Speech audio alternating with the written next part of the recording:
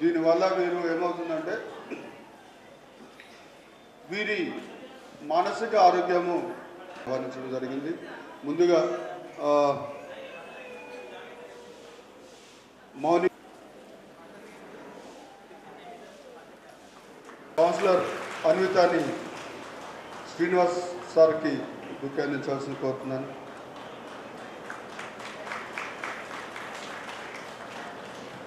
So Poshetti Naveen గారికి book అందించాల్సింది కోరుతున్నాను.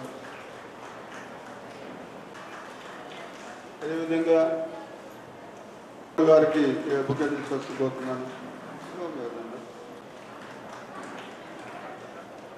విశ్వజ బాలరాజ్కి book అందించాల్సింది కోరుతున్నాను. సో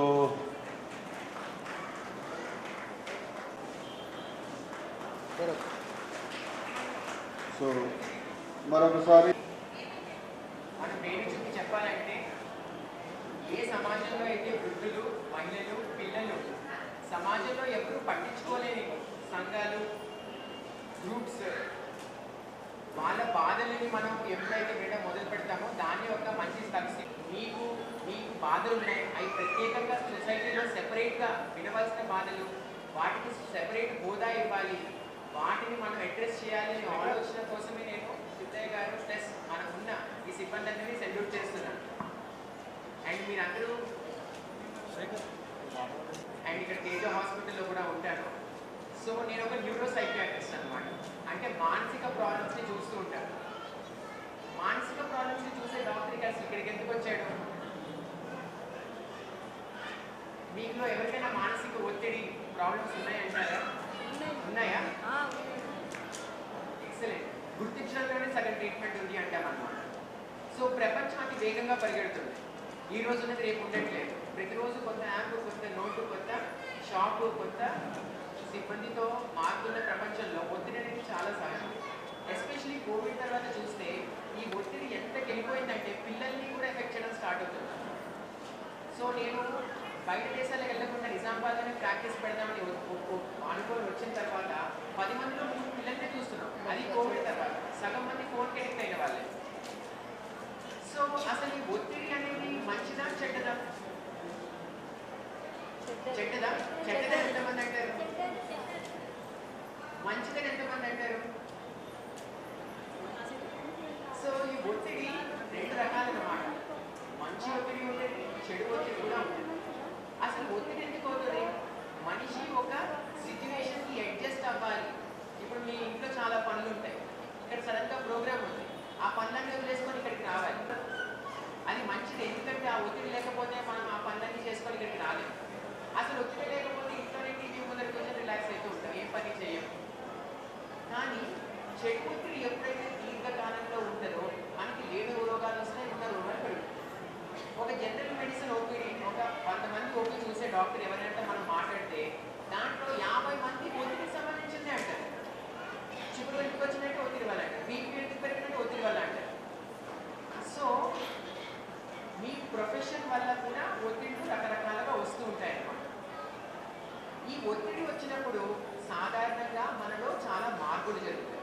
ఎట్లాంటి మార్పులు? గుండె ఫాస్ట్గా కొట్టుకుంటున్నా, ఇంకేమవుతాయి? శ్వాస స్పీడ్ అవుతుందా? వేగంగా శ్వాస కష్టం, హెడ్ఏక్, మీరు అంటే తలనొప్పి వస్తుంది, కళ్ళు తిరుగుతాయి, రాత్రులు ప్రాబ్లమ్స్ వస్తాయి, చేతులు కాళ్ళు వణుకుతాయి. ఇవన్నీ కూడా ఒకప్పుడు మనం అడవిలో ఉన్నప్పుడు మనం ఈ ఒత్తిడి అంటే ఒక పులిసింహం ముందరికి నాటినాక మెయిన్ ఒత్తిడి మనకి. ఆ ఒత్తిడి మనం ఎలాగ నాటించి ఎలా అనిపించాలో మన శరీరం నేర్చుకొని మన నిజామాబాద్లో ఎన్నో హాస్పిటల్స్ని పోషిస్తూ ఉన్నారనమాట. నిజమేనా? అందుకే రోజు రోజు కొత్త హాస్పిటల్స్ వస్తున్నాయి కదా మన వల్ల. సరే, ఇప్పుడు ఈ ఒత్తిడి వచ్చినప్పుడు మీరు దాన్ని ఎలా అనిపిస్తున్నారు, ఏం చేస్తున్నారు? ఒత్తిడి అందరికీ ఉందని అనుకున్నాం, చెడు ఒత్తిడి మంచి ఒత్తిడి అనుకున్నాం, చెడు ఒత్తిడి వల్ల ప్రమాదాలు అనుకున్నాం.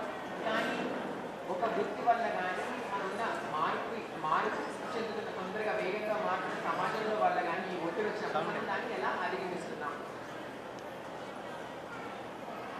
జనరల్గా ఫస్ట్ అండ్ ఫోర్మోస్ట్ ఏంటంటే దాన్ని ఒక పులిగాని సింహం కానీ వచ్చినట్టే 2 విధాలుగా దాన్ని ఎదుర్కొంటాం. ఒకటి దాంతో పోరాడతాం, రెండోది పారిపోతాం. అంతేనా? పోరాడేవాడు ఇంకా మనకి ఆ స్టోరీ వాడు ఏదైనా గెలుస్తాడో లేకపోతే ఓడిపోతాడు. కానీ పోరాడటం అంటే సులభమైన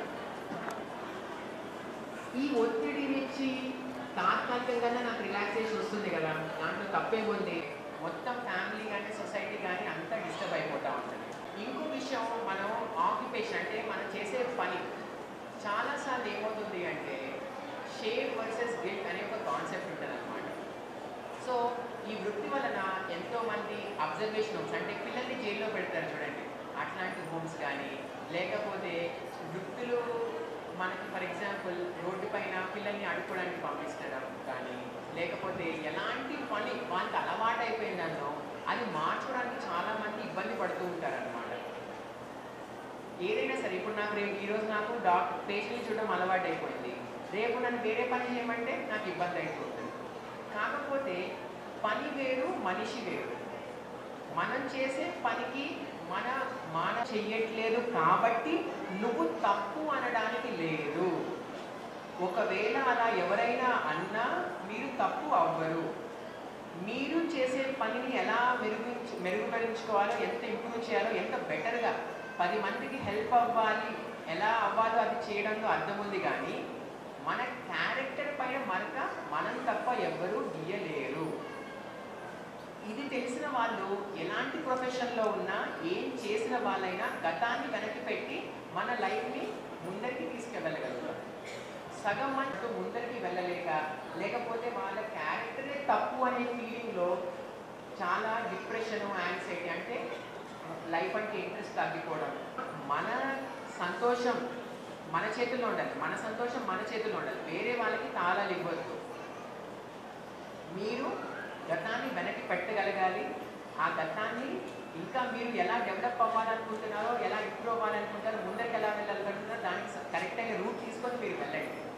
మీ క్యారెక్టరు మీరు చేసే పనితో ముడిపడింది కాదు. ప్రతి ఒక్కరికి ఇంకో అవకాశము ప్రతి లైఫ్లోనూ వస్తుంది. దాన్ని మనం తీసుకొని ముందరికి వెళ్ళగలిగితే చాలా వరకు ఇట్లాంటి యాంగ్జైటీ, డిప్రెషన్ మీలో కూడా మనం అధిగమించవచ్చు. ఓకేనా?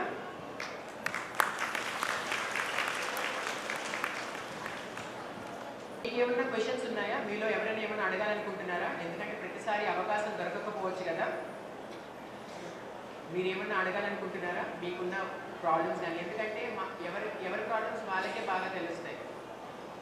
ఎప్పటి నుంచో ఇబ్బంది పడుతున్నాము, ఎవరు గైడెన్స్ ఇవ్వడానికి ఎవరు డాక్టర్ని కలవలేకపోయాము, అట్లా మీరు ఏమన్నా అనుకుంటున్నారా? ఏం లేదా? సో ఒక చిన్న ఎక్సర్సైజ్తో మన ప్రోగ్రామ్ని ఎండ్ చేస్తాం. ఎందుకంటే ఒత్తిడి గురించి చెప్పాను, కానీ దాన్ని అధిగమించడానికి ఒక చిన్న టెక్నిక్ నేను మీకు నేర్పించగలిగిన ఎంతో మేలు జరుగుతుంది కదా. సో మీరు హాస్పిటల్కి వస్తే వేరు ఖర్చు చేసి మేము నేర్పించే ఎక్సర్సైజ్ మీకు సింపుల్గా నేర్పిస్తాను. ఓకేనా? నేర్చుకుంటారా? చెప్పమంటారా? చాలా సింపుల్. అందరూ స్ట్రెయిట్గా కూర్చోండి. Okay, simple. ముక్కు నుంచి గాలి లోపలికి తీసుకోవడం, గట్టిగా తీసుకోవాలి, నాకు వినిపించాలన్నమాట. అండ్ కడుపు నిండా గాలితో నింపేసేయాలి. తీసుకోండి గాలి. కడుపులో గాలి. నొప్పులు, తలనొప్పి ఏదైతే మీరు చెప్పారు కదా, గుండె దడ, చేతులు కాళ్ళు వణకడం, ఈ షుగరు, బీపీలు కొంచెం కంట్రోల్కి రావడం, నిద్ర లేమి ఉన్న వాళ్ళకి నిద్ర సరిగా రావడం, చాలా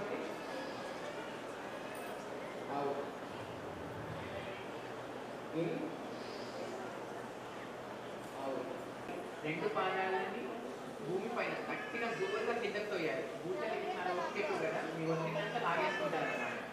ఓకే, రెడీగా ఉన్నారా? రెడీ?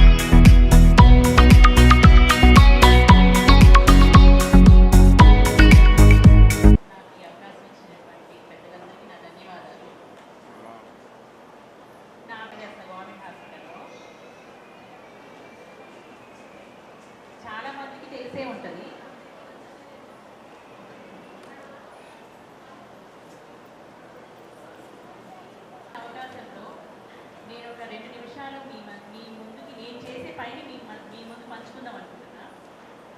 ఆడవాళ్ళలో చాలా మందికి సుఖవ్యాధులు, దాదాపుగా సుఖవ్యాధులు అనేది తెలిసి ఉండొచ్చు, తెలియకపోవచ్చు. నేను సుఖవ్యాధుల మీద కౌన్సిలర్గా పనిచేస్తున్నాను. కౌన్సిలింగ్తో పాటు మందులు కూడా ఇవ్వడం జరుగుతూ ఉంటుంది హాస్పిటల్లో. అసలు ఆడవాళ్ళే కాదు, మగవాళ్ళలో కూడా సుఖవ్యాధులకి చాలా సిమ్టమ్స్ ఉంటాయి. ఏంటంటే తెల్లబట్ట అవ్వడము, కురుపులు, పుండ్లు, జననేంద్రియాల దగ్గర, ఇట్లాంటివన్నీ చాలామంది మన పక్కన వాళ్ళు చెప్తుంటారు, వింటుంటాం, మనకి జరుగుతూ ఉంటాయి, వింటూ ఉంటాం. అయితే మనం ఏం చేస్తామంటే తెల్లబట్ట అవుతుందంటే దాన్ని చాలా సింపుల్గా తీసుకొని దానికి అదొక మనకి సంబంధించిన అదొక జబ్బునో, రోగమనో, లేకపోతే సుఖవ్యాధులు అట్లాంటివన్నీ మనం అనుకో. సహజంగా ఆడవాళ్ళంటే అంత తెల్లబట్ట అవుతూనే ఉంటుంది కాబట్టి దాన్ని చాలా ఈజీగా తీసుకుంటాం, వదిలేస్తాం. ఏదో వేడి చేసింది అనుకుంటారు, లేకపోతే నెలసలేవే ముందు తెల్లబట్ట అవుతుంది అనుకుంటారు. అట్లాగని దాన్ని చాలా ఈజీగా తీసుకొని దాని గురించి అసలు ఆలోచించరు. ఏదో వేడి చేస్తే మజ్జిగ తాగడము, నీళ్ళు తాగడము, ఏదో చెట్ల మందులు, కొంచెం ఎక్కువ అయితే చెట్ల మందులు వాడటం, మరీ ఎక్కువైపోయి కడుపు నొప్పి వస్తూ బాగా తెల్లబట్ట అయితే కొంతమంది డాక్టర్ దగ్గరికి వెళ్తారు, చాలామంది డాక్టర్ దగ్గరికి కూడా వెళ్ళరు. దాన్ని అశ్రద్ధ చేస్తారు. దానివల్ల ఏమవుతుందంటే ఒక 40 ఏళ్ళు పైన తర్వాత గర్భసంచి ఇన్ఫెక్షన్స్ అయ్యి గర్భసంచి ఆపరేషన్లు చేయించుకొని గర్భసంచి తీసేసుకుంటూ ఉంటారు. 100లో దాదాపు 70-80% మంది గర్భసంచి తీసేసుకుంటూ ఉంటారు. దాన్నింటికి కారణం ఏంటంటే ఈ చిన్న వాటికి మనం చికిత్స తీసుకోకపోవడము, పరిశుభ్రతని పాటించకపోవడము, ఇలాంటివన్నీ దీనికి ప్రధానమైన సమస్యలు. చాలా తక్కువగా గర్భసంచికి వాపులు, ఇన్ఫెక్షన్స్ అనేవి అనుకోకుండా అలా జరుగుతాయి. ఎక్కువగా ఏమన్నా మనం శుభ్రంగా లేకపోవడము, చిన్న సుఖవ్యాధులకి మందులు తీసుకోకపోవడం వల్ల జరుగుతూ ఉంటాయి. అందుకని ఎవ్వరూ చిన్న తెల్లబట్ట అయినా కూడా అశ్రద్ధ చేయకూడదు. మన దగ్గరలో ఉన్న డాక్టర్ దగ్గరికి వెళ్ళాలి, పిహెచ్సీలు ఉన్న పిహెచ్సీ దగ్గరికి వెళ్ళాలి. సుఖవ్యాధులకి ఈ తెల్లబట్టకి వెళ్ళి ఖచ్చితంగా మనం మందులు తీసుకోవాలి. మనతో పాటు మన పార్ట్నర్, భర్త అవ్వచ్చు, లేకపోతే సెక్షువల్ పార్ట్నర్స్ ఎంతమందన్నా ఉండొచ్చు, అట్లాంటి వాళ్ళందరికీ కూడా మనము ట్రీట్మెంట్ ఇప్పించాలి. మనం ఒక్కడమే మందులు తీసుకున్నాం అనుకోండి, వాళ్ళు వాడకుండా మనం వాడితే కూడా ఆ సుఖవ్యాధులు అనేది తగ్గవు. అందుకని మన భాగస్వాములు, ఈ సెక్షువల్ భాగస్వాములు ఎంతమంది ఉంటే అంతమందికి చికిత్స అందించాలి, మనము తీసుకోవాలి. అలాగే వాటిని మనం నివారించగలుగుతాం. కురుపులు, పుండ్లు, కొన్ని నొప్పితో ఉన్న కురుపులు ఉంటాయి, నొప్పి లేని కురుపులు ఉంటాయి. నొప్పి లేని కురుపులు అయితే దాదాపుగా వస్తూ ఉంటే అవే పోతాయి. ఒక వారం రోజులు 10 రోజులు ఉంటే పోతాయి. ఏదో కామన్గా వచ్చింది పోయింది అనుకుంటారు. అట్లాంటి వాటన్నిటిని మనం అశ్రద్ధ చేయకూడదు. అవి సిక్లిస్ పుండ్లు అంటారు. దానికి పరీక్షలు చేయించుకోవాలి, పరీక్షలు చేసుకొని ట్రీట్మెంట్ తీసుకోవాలి. ఈ సుఖవ్యాధులు కనుక అశ్రద్ధ చేసామనుకోండి, ఈ సుఖవ్యాధులు అశ్రద్ధ చేస్తే హెచ్ఐవి అనేది రావడానికి 10 రెట్లు ఎక్కువ అవకాశం ఉంటుంది.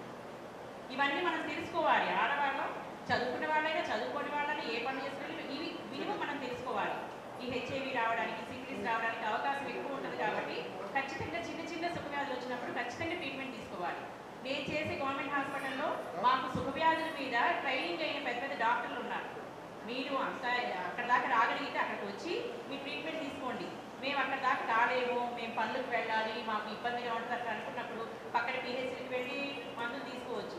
లేదనుకోండి, మీరు ఒక 10 మందిగా కూర్చున్న వాళ్ళు ఉన్నారు కదా, వాళ్ళందరికీ చెప్పండి మాకు ఇట్లా సుఖవ్యాధులు ఉన్నాయి, లేదా మేము ఇట్లా హెచ్ఐవి పరీక్ష చేసుకుంటాం, సిక్లిస్ పరీక్ష చేసుకుంటామంటే మేమే మీ దగ్గరికి వస్తాం. ఒక 10 మంది అట్లా జమ అయ్యి మీరు చెప్పారనుకోండి, మేమే మీ దగ్గరికి వస్తాము, మేమే మీకు పరీక్షలు చేస్తాము, చిన్న సుఖవ్యాధులకు మందులు ఇస్తాము. బాగా ఎక్కువ అయిందనుకోండి లోపల పరీక్ష కూడా చేయాల్సి వస్తుంది. అట్లాంటప్పుడు మిమ్మల్ని ఖచ్చితంగా గవర్నమెంట్ హాస్పిటల్కి రిఫర్ చేస్తాము. అందుకని ఖచ్చితంగా ప్రతి ఒక్కరు సుఖవ్యాధులకి, ఈ తెల్లబట్ట ఇట్లాంటివన్నిటికి అశ్రద్ధ చేయకుండా ట్రీట్మెంట్ తీసుకోవాలి. ఇవి తీసుకోలేదనుకోండి గర్భసంచికి క్యాన్సర్ వచ్చే అవకాశాలు ఎక్కువ ఉంటాయి. ఆడవాళ్ళల్లో గర్భసంచి క్యాన్సర్లు అనేవి చాలా ఎక్కువగా వస్తున్నాయి. వాటన్నిటికీ ఇవే కారణాలు. అందుకని ఖచ్చితంగా ప్రతి ఒక్కళ్ళు ఈ సుఖవ్యాధులకి మందులు తీసుకోవాలి. మళ్ళీ నెలసరిగా ఉన్నప్పుడు, సెక్షువల్గా కలిసి ఉన్నప్పుడు పరిశుభ్రతని పాటించాలి.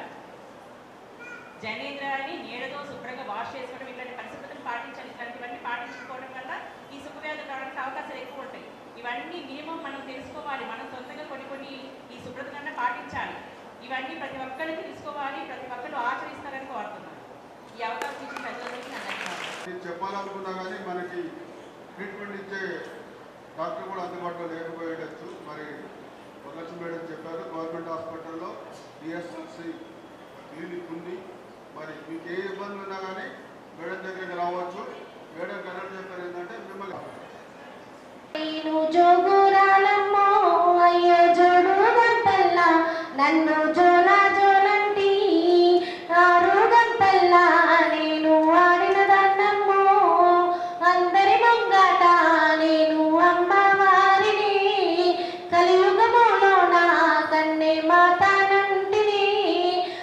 పాసెట్టండి నాకు ఇంపుగాయని నా పేరే ఎల్లమ్మ నేను జోగురాలమ్మ అయ్యో జోడు గొప్పల్ల నన్ను జోలా జోలంటి ఆ మర్రి చెట్లల్లా నేను మా ఊరాలిని ఆ గొర్రెల వంపుల్లా నేను ఒడ్డుకుంటిని చుట్టూ చెట్టు సెలకల్లా నేను చక్కని తల్లిని ఆ గట్టు మీదున్న గౌన్లాడే బిడ్డని ఆ మందొట్టుకు నేను మారమ్మ తల్లిని ఆ గంగొట్టుకు నేను గావురాల తల్లిని నా పేరే ఎల్లమ్మ నేను జోగురాలమ్మ అయ్యో జోడు గొప్పల్లా నన్ను జోలా జోలంటి ఆ సరికట్ట మీది అమ్మ కట్ట మైసినే నీ ఇంటి ముంగట నేను సుట్టమైతినే నా ముల్లో కాలేనే ఆ ముత్యాలమ్మనే నన్ను శరణన్నోళ్ళకు నేను నీతునే నా పేరే ఎల్లమ్మ నేను జోగురాలమ్మ అయ్యో జోడు గొప్పల్లా నన్ను జోలా జోలంటి తీరొక్క పేరు నాది తీరు బండారు తిరగా రంగుల నాకు తీరుతమిద్దూరు అయ్యో ఆషాఢం వేళ నాకు ఆరతులిద్దూరు అట్టడు బియ్యము నా ముంగట మొద్దూరు గాయ పారిల్లులనే నాకు తోరణమెద్దూరు నిమ్మకాయ దండలనే నాకు నిండు గేతురే నా పేరే ఎల్లమ్మ నేను జోగురాలమ్మ అయ్యో జోడు గొప్పల్లా నన్ను జోలా జోలంటి ఆరు గొప్పల్లా నేను ఆడిన దండమ్మో అందరి ముంగట నేను అమ్మవారిని కలియుగములో నా కన్నే మాతానంటిని యాపాసెట్టండి నాకు ఇంపుగాయనే నా పేరే ఎల్లమ్మ నేను జోగురాలమ్మ నా పేరే ఎల్లమ్మ నేను జోగురాలమ్మ నా పేరే ఎల్లమ్మ నేను జోగురాలమ్మ. ఈ కార్యక్రమానికి గౌరవంగా చేసిన వీరేశ్వర సార్ని మాట్లాడవలసింది. అందరికీ నమస్కారం. ముఖ్యంగా ఈ కార్యక్రమాన్ని నిర్వహిస్తున్న సిద్ధయ్య గారు మరి స్నేహ సొసైటీ టీం మొత్తం ఇటువంటి కార్యక్రమాన్ని నిర్వహించి మరి మీకు ఇప్పుడే డాక్టర్ గారు విన్నారమ్మా, డాక్టర్ గారు చెప్పింది రవితేజ గారు అర్థమైందా? ఒకసారి చప్పట్లు కొట్టండి, చక్కగా చెప్పాడు కదా గట్టిగా. అందరూ వింటున్నారని ఇప్పుడు అర్థమైంది. మరి డాక్టర్ రవితేజ గారు మరి చక్కగా వాళ్ళ సమయం కేటాయించి మనకు వచ్చి ఆరోగ్య సూత్రాలు ఎన్నో చెప్పారు. ముఖ్యంగా కళ్ళు, గ్రామాలలో కళ్ళు మీద ఏదైతే ఆ రకరకాల పదార్థాలు కలిపి కళ్ళు తయారు చేస్తున్నారు. ఎన్ని చెట్లు ఉంటాయమ్మా? అన్ని చెట్లు కొట్టేస్తూనే ఉన్నాం. ఊరికి ఒక 10 చెట్లు ఉంటాయి, ఈత చెట్లు. ఎన్ని కళ్ళు దుకాణాలు ఉన్నాయి? కళ్ళు దుకాణాలలో 1000 సీసాలు, 2000 సీసాలు ఏడగలు వస్తాయి. అన్నీ ఏమేమో కల్తీ చేసి కల్తీ కళ్ళు మనం తాగుతున్నాం. కల్తీ కళ్ళు తాగి ఆరోగ్యం పాడు చేసుకుంటున్నాం. కాబట్టి డాక్టర్ గారు చెప్పింది విని అటువంటి అనారోగ్య పారే అంశాలు పక్కన పెట్టండి, ఆరోగ్య సూత్రాలు పాటించండి. ఇక్కడ ప్రభుత్వం నుంచి ఎన్ని వ్యవస్థలు ఉన్నాయి, వరలక్ష్మి గారు కూడా ఎన్నో చెప్పారు. మరి అవన్నీ ఉపయోగించుకొని ఆరోగ్యంగా జీవిద్దాం. ఉన్న రోజులు మనం ఆరోగ్యం ఉంటేనే బాగుంటుంది. ఆరోగ్యమే మహాభాగ్యం అన్నారు. మీకు ఏ ఉచితంగా అంటే ప్రభుత్వం ఇన్ని రకాల పథకాలు ప్రవేశపెట్టింది, వాటిని సద్వినియోగం చేసుకొని మరి అందరూ ఆరోగ్యంగా ఉండాలని మీకు కావాల్సిన విధంగా ఇంకా ఏమైనా ప్రభుత్వ సదుపాయాలు ఉంటే ఇప్పుడు ఎంఆర్ఓ గారు, కలెక్టర్ గారు వాళ్ళు కూడా ఏర్పాటు చేస్తారు. మరి దానికి సంబంధించి ఇక్కడ వ్యవస్థ స్నేహ సొసైటీ పనిచేస్తూ ఉంది. ఈ జిల్లాలో ఉన్న మీ అందరి కోసం మరి ఎటువంటి సౌకర్యాలు కావాలన్నా అదేవిధంగా మీరు ఒక కమిటీ ఏర్పాటు చేసుకున్నారు, రాజరాజేశ్వరి మహిళా సంఘం. మరి మహిళా సంఘం ద్వారా కూడా మీరు ఆ సమస్యలు ప్రభుత్వ దృష్టికి తీసుకెళ్తే తప్పకుండా అవి పరిష్కారం అవుతాయి. ఎక్కడైతే ఆడవాళ్ళు పూజించబడతారో అక్కడ బాగుంటుంది దేశం అనేది. కాబట్టి మీకున్న సమస్యలు ప్రతి ఒక్కరు కూడా దాన్ని పరిష్కరించే విధంగా ముందుకెళ్తారు. కాబట్టి మీరు కూడా ఆ సమస్యలు అనేది తీసుకురావాలని దానికి కృషి చేయాలని సిద్ధ గారికి, అదేవిధంగా ఈ టీం మెంబర్స్ అందరికీ మరొకసారి కృతజ్ఞతలు తెలుపుకుంటూ ఈ అవకాశం ఇచ్చిన మీకు నమస్కారాలు అమ్మా.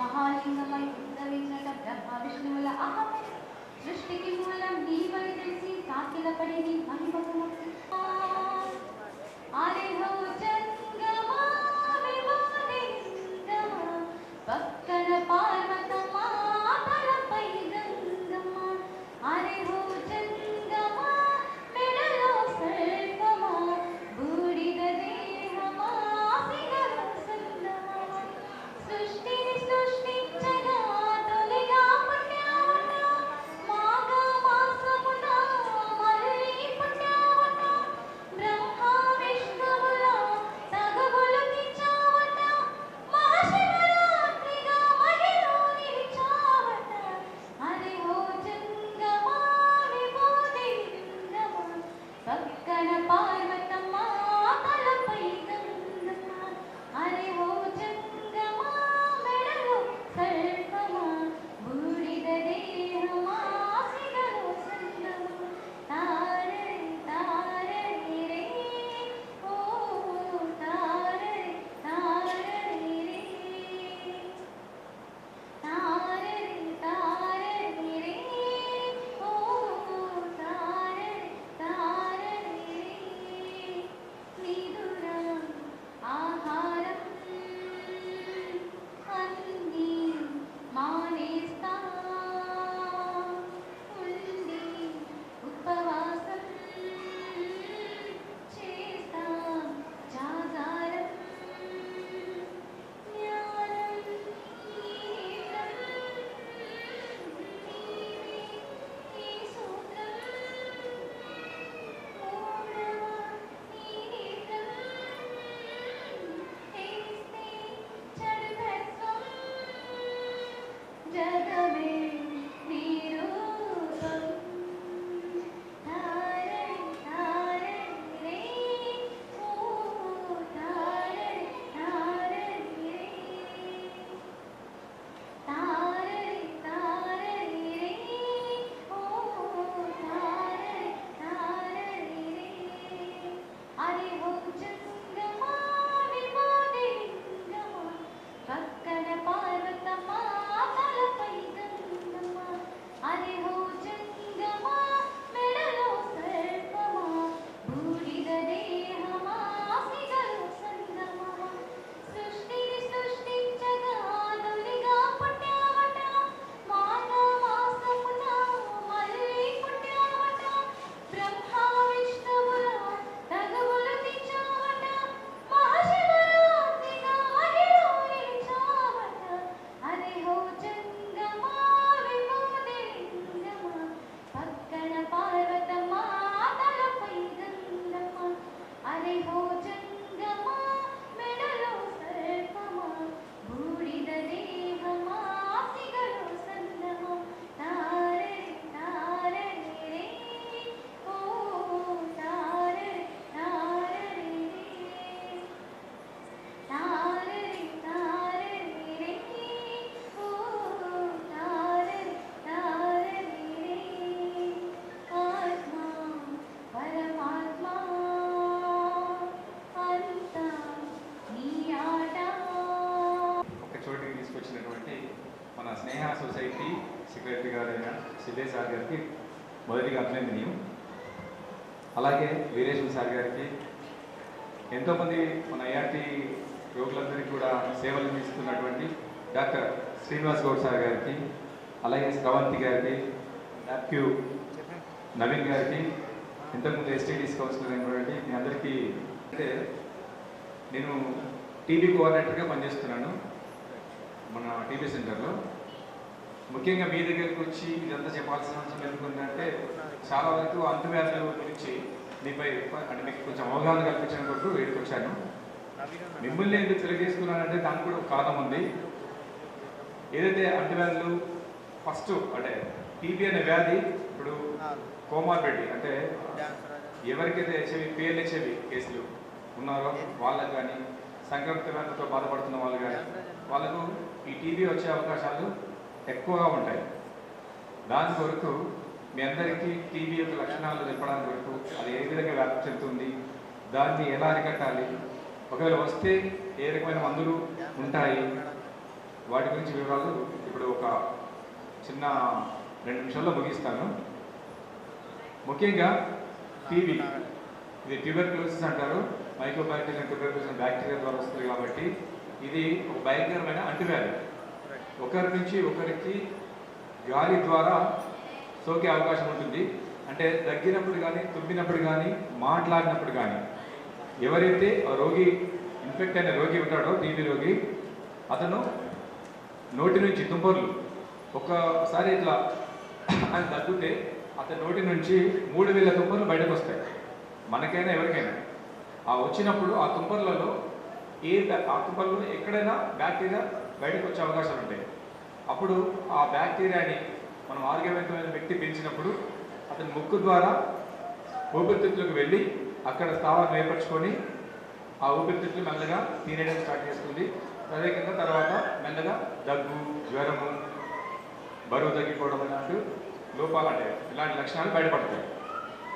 ఎవరికైతే అంటే మామూలుగా నార్మల్ వ్యక్తులకు 2 వారాలకు మించి దగ్గు ఉంటే అది టీబీ కావచ్చు అని అనుమానించవచ్చు. కానీ ఎవరైతే PLHIV ఎవరైతే HIV కానీ డయాబెటిక్ కానీ ఇలాంటి వ్యాధులతో బాధపడుతున్న వాళ్ళు ఇమీడియట్గా ఒక్కరోజు దగ్గున్నా కానీ ఇది టీబీ కావచ్చేమో అనుమానించి వెంటనే డాక్టర్ వద్దకు వెళ్ళి స్ఫూటం టెస్ట్ చేయించుకోవాలి. ఇది మెయిన్గా స్ఫూటం టెస్ట్. స్ఫూటం అంటే కెమెరా పరీక్ష, సింపుల్ టెస్ట్. ఇది రక్తం లాగేది కాదు, ఏం కాదు. జస్ట్ మొహం గడకల ముందు పరిగడుపున ఆ ఉమ్ము తీసి మనకు టీబీ సెంటర్లో కనుక ఇస్తే ఖచ్చితంగా దీనిలో టీబీ ఉందో లేదో మనం తెలుసుకునే అవకాశం ఉంటుంది. అది ఒక లక్షణం. ఇంకోటి ఏంటంటే సాయంత్రం వేళలో జ్వరం వస్తుంది, సాయంత్రం కూడా గోరువెచ్చని జ్వరం వస్తుంది. అలా ఉన్నా తదేకంగా సడన్గా ఒక నెలలో బరువు ఒక 5 కిలోలు తగ్గిపోతుంది, మనకు ఏర్పడదు. అట్లా బరువు తగ్గినా అలసటగా ఉన్నా మామూలు చిన్న పనికి మెట్లెక్కినా అలసట వచ్చేస్తుంది, చెమటలు వచ్చేస్తాయి. అలా ఉన్నా మళ్ళీ వాళ్ళు ఏంటంటే తగ్గినప్పుడు ఆ తెమడలో రక్తచారాలు కనబడతాయి. అంటే కొందరికి మాత్రమే, అందరికి కనబడవు. అలా తెమడలో రక్తం కనబడ్డా ఇలా ఏ లక్షణాలు నేను చెప్పినటువంటి 7 లక్షణాలు ఏ లక్షణం ఉన్నా అదే టీబీ అని అనుమానించాలి. టీబీ అని కాదు, టీబీ అని అనుమానించాలి. అలా వాళ్ళందరూ మనము టీబీ సెంటర్లోకి వెళ్ళి టెస్ట్ చేసుకుంటే అది టీబీ ఉందో లేదో పరీక్ష ద్వారా మీకు మళ్ళీ తర్వాత ఒక రోజులని మీకు ఇన్ఫర్మేషన్ ఇస్తాం. ఇది కాకుండా కొందరికి ఆ తెమడలు కాకుండా ఎక్స్రేలు కూడా దొరికే అవకాశం ఉంటుంది. దగ్గు ఉంటుంది, తెమడ పరీక్షలో ఎక్కడ కూడా కనబడదు, నెగిటివ్ వస్తుంది. అలాంటి వ్యక్తులు కూడా ఎక్స్రేలు కూడా దొరికే ఛాన్స్ ఉంటుంది. కాబట్టి అందులో కూడా మనం ఎక్స్రే తీయించుకుంటే కూడా బాగుంటుంది. ఇప్పుడు ఎవరైతే PLHIV ఉన్న వాళ్ళు ఉంటారో వాళ్ళు ఎవ్రీ మంత్ ప్రతి నెల టీబీకి సంబంధించిన టెస్ట్ చేయించుకోవాలి విధిగా. ఎందుకంటే ఏ రోజైనా ఎప్పుడైనా అటాక్ అయ్యే ఛాన్సెస్ ఉంటాయి. కాబట్టి అలాంటి వాళ్ళందరూ కూడా ప్రతి నెల మీరు ART సెంటర్ మందులు వచ్చినప్పుడు ఖచ్చితంగా టీబీకి సంబంధించిన పరీక్షలు చేసుకుంటే మీకే ఒకవేళ మందులు అంటే టీబీ కనుక ఉంటే ఇమీడియట్గా మనం మందులు పెడతాం, వాళ్ళకు ట్రీట్మెంట్ ఇచ్చి హ్యాపీగా క్యూర్ చేసే అవకాశాలు ఉంటాయి. దీనికి మందు ఉంది, మందులు వాడితే 100% తగ్గే అవకాశాలు ఉన్నాయి. ఒకవేళ టీబీ కనుక వస్తే 6 నెలల కోర్సు ఉంటుంది. ప్రతి నెల గవర్నమెంట్ 1000 రూపాయలు మీకు పోషకాహారం కోసం మీ అకౌంట్లో వేస్తారు. అంటే 6 నెలలు ట్రీట్మెంట్ తీసుకుంటే 6000 రూపాయలు మీ అకౌంట్లో ఉంటాయి. ఈ ఒక అవకాశం కూడా ఉంటుంది. మళ్ళీ ఈ టీబీ అనేది శరీరంలో అంటే మామూలుగా ఇప్పుడు 5 లక్షణాలు నేను చెప్పాను. అది కాకుండా మెడ పక్కన ఏదైనా వాపులు కనబడ్డా అది కూడా టీబీ కావచ్చు. అంటే మామూలుగా చిన్న గడ్డలాగా అయితే అలా ఉన్న టీబీ అని అనుమానించాలి. ఇదేదో గైటర్ కానీ ఇంకా అనుకోవద్దు. గైటర్ అంటే ఇక్కడ వస్తుంది. ఒకవేళ గడ్డలో కనబడ్డా కానీ వాపులు కనబడ్డా ఇమీడియట్గా వచ్చి దానికి ఒక FNAC టెస్ట్ ఉంటుంది. శరీరంలోని ఇతర భాగాలకు వస్తుంది, లంగ్స్కి వస్తుంది. అంటే కొన్ని 2 ప్లేసులు మాత్రం వదిలిపెడుతుంది. ఒకటి వెంట్రుక, గోరు. ఈ 2 ప్లేస్లకు కాకుండా శరీరంలోని ఏ భాగానికైనా టీబీ వచ్చే అవకాశం ఉంది. కొందరికి మెదడుకు సంబంధించిన అంటే మెనింజైటిస్ అని టీబీ ఉంటుంది. పెరికార్డియల్ అంటే గుండెకి సంబంధించిన టీబీ వస్తుంది, దంతక్షయ వస్తుంది, కంటి క్షయ వస్తుంది, ఇంటెస్టినల్ టీబీ వస్తుంది, స్పైన్ టీబీ వస్తుంది, బోన్ టీబీ వస్తుంది, స్కిన్ టీబీ వస్తుంది. చెప్తూ పోతే ప్రతి ప్లేస్లో టీబీ వచ్చే అవకాశం ఉంటుంది. కాబట్టి ఇన్ని రకాలు ఉంటాయి. దీన్ని కనుక్కోవడము ఒక బయాప్సీ వల్ల కొన్ని టెస్ట్ల వల్ల మాత్రమే సాధ్యపడుతుంది. కాబట్టి మీకు ఏ రకమైనటువంటి ఈ 5 లక్షణాలు కనుక ఉంటే తప్పకుండా వచ్చి పరీక్ష చేయించుకోండి. త్వరగా దీనికి మందులు వాడి తగ్గించుకోవాలి. ఎందుకంటే ఎర్లీ డయాగ్నోసిస్ అయితేనే త్వరగా దీన్ని నిర్మూలించవచ్చు. అదే అలాగే ఉండి దాన్ని అట్లాగే అలక్ష్యం చేస్తే ఒకవేళ ఎండిఆర్ టీబీగా మారే అవకాశం ఉంటుంది. ఎండిఆర్ టీబీ అంటే మల్టీ డ్రగ్ రెసిస్టెన్స్ అంటే ముదిరిన టీబీ. మామూలుగా 6 నెలల కోర్సు వాడకుండా దాన్ని అట్లాగే కొనసాగిస్తే అది కాస్త ముదిరి అది మొండి టీబీగా మారిపోతుంది. అలాంటి వ్యక్తి ఏమైందంటే మళ్ళీ 2 సంవత్సరాల ట్రీట్మెంట్ వాళ్ళకి ఇవ్వాల్సి ఉంటుంది. ఆ 2 సంవత్సరాల కాలంలో టీబీ వాడుతున్న కాలంలో మధ్యలో ఏమైనా జరిగి ఉండొచ్చు. అంటే ప్రతి 3 నిమిషాలకు ఒక టీబీ పెట్టి 2 టీబీ వ్యక్తులు చనిపోతున్నారు. కాబట్టి ఇది చాలా ప్రమాదకరమైన భావించి మీరందరూ కూడా ఎర్లీగా టెస్ట్ చేస్తూ ఈ టీబీ నుంచి బయటపడండి. ఈ అవకాశం ఇచ్చినటువంటి ఇది సార్ प्रेम कोई हम न जाने, राम स्वरूपे राम से माने, राम सिया की करुण कहानी, एक है चंदन एक है पानी, राम सिया राम जय जय राम, राम सिया राम जय जय राम, राम सिया राम जय जय राम, राम सिया राम जय जय राम। हरि अंत हरि कथा सब संता, राम रतन धन जो कोई पाए, जीवन भर रामायण गाए। దానికి కంప్లీట్గా ట్రీట్మెంట్ చేసుకోవచ్చు. ప్రివెన్షన్ కంటే ట్రీట్మెంట్ బెటర్ కాబట్టి ముందు ప్రివెన్షన్ మెథడ్లో ఆలోచించాలి. సో రెగ్యులర్గా మీరు చెకప్ చేసుకొని ట్రీట్మెంట్ తీసుకుంటే ఆ పరీక్షకు సంబంధించిన ట్రీట్మెంట్ కంప్లీట్గా ఫ్రీ ఉంటుంది. మీరు ఇంకా అది కాకుండా మేము DMH medical and health department తీసుకుంటే ఈరోజు అందరూ బాగానే ఎస్ఎస్కే తరఫున క్యాంప్ పెట్టడం జరిగింది. అంటే హెచ్ఐవి హెచ్పిఎస్సి అన్ని టెస్ట్ చేస్తున్నారు. దాంట్లో కూడా మీకు పరీక్షల్లో ఏమైనా ప్రాబ్లం వచ్చినా కూడా కంప్లీట్గా ట్రీట్మెంట్ ఉంటుంది. సో ముఖ్యంగా నేను చెప్పేలా ఉండి మన ఆరోగ్యం మంది కూడా కుటుంబం మొత్తం ఆరోగ్యంగా ఉంటుంది. దాని ద్వారా మన సమాజం మొత్తం ఆరోగ్యంగా రక్షించినందుకు వారికి ధన్యవాదాలు. ఈరోజు నేను పాడబోయే పాట కానీ అది సింబలే, కాకపోతే మా అమ్మ గురించి పాడుతున్నాను అంతే. ఏదో ఒక రాగం పిలిచింది వేళ, నాలో నిందించే గగనమంతా కదిలేలా, నా చూపుల రంగులలో చిరునవ్వులు చిలికేలమ్మా, నా చూపులు